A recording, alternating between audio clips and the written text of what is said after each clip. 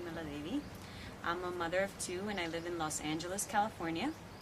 I'm here at the ashram in Bidity and we are going through the eN-Genius program as well as Inner Awakening simultaneously. I was observing both of the programs and the participants. I'm lucky enough to have my daughter enrolled in the eN-Genius program, and I really have been amazed at watching the process, how Swamiji and what it's like for an enlightened master to work with kids directly. It's a beautiful process and it's not to be missed. Specifically yoga, I have to say that I've been observing the kids and how amazingly flexible they are and how available they are to do the things that we as adults have a lot more, we have to spend a lot more time trying to do with flexibility and even with focus.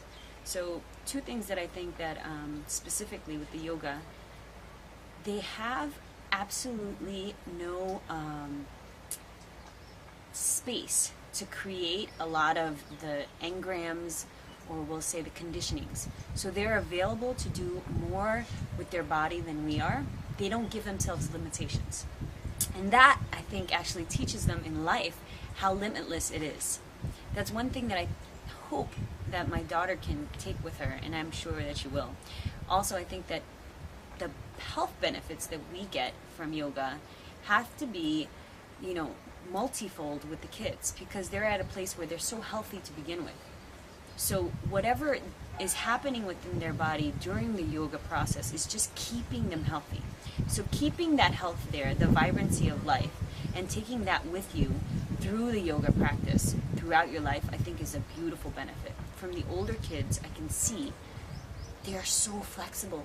The ones that have been practicing this yoga for a longer period of time, you can just see it's no longer the mind getting in the way and saying, oh, this is not possible, or just this is not possible. No, anything is possible. I've seen them do such beautiful, third syllabus yoga work that other people I've seen years try to achieve, and these kids are able to do it in days, and they're doing it easily and blissfully and just in an amazing format. And just beyond that, being here, watching them, seeing how they can really radiate what we are trying to achieve, what we are trying to take a little piece of that bliss, and they are just radiating it easily, without any boundaries, without any just limitations. They're just so free.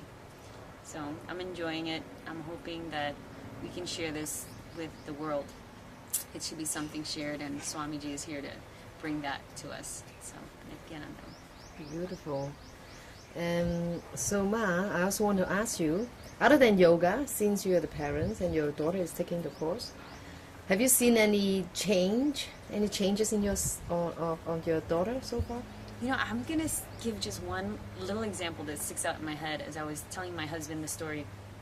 He's not here with us, so I was just telling him on the phone. They were going through, one day they were talking about responsibility and taking up responsibility, and how when one person in a group can take up the responsibility, the rest of the group also gets affected. So if we see that the group as a whole, for instance in their class, isn't necessarily participating or paying attention or being present, all the terms that they're learning in a certain activity, if one person takes up the responsibility and remains present and remains with their attention towards whatever that activity is, the whole group is affected. So we spoke about this after that class, and I said, you know what, tomorrow morning during our morning message with Swamiji, we're going to practice this responsibility. Take up the responsibility. If someone is speaking to you, you don't need to respond. And that's taking up the responsibility as a group and as a whole and as an individual. If you don't respond, she wouldn't have the conversation that the kids would be chattering in the room and distracting the whole. So she practiced this, and I saw it wasn't necessarily easy, but she got the concept, and she was happy after she finished. She said, you know what? Even though it was hard during the process of actually taking up the responsibility, afterwards she saw that there were no distractions. She didn't create that chatter, and she didn't participate, and as a whole, the whole group had to be quieter, because one person taking up the responsibility is worth the whole taking up the responsibility. So I thought that was a beautiful lesson. I saw her participate, I saw her take it up, and I just said, it's amazing. They talk to these kids from 4 to 14 on concepts that we ourselves are learning, and they can take it and apply it in daily life and see it just right away. There's no gap. They take up that lesson, the next day they're practicing it, and they're taking it with them. So that's just one beautiful lesson, but I've seen so many discussions about so many beautiful ways of living conflict-free and just happily and without any of the normal negativity that we can produce on our own. We don't really need that much. We can take up a situation and either respond with negativity, or we can take it up and accept whatever's happening and move on and make the best out of it. And they're learning these things, and this is something that I wish I learned when I was 4, 5, 6, 7, 10, 14.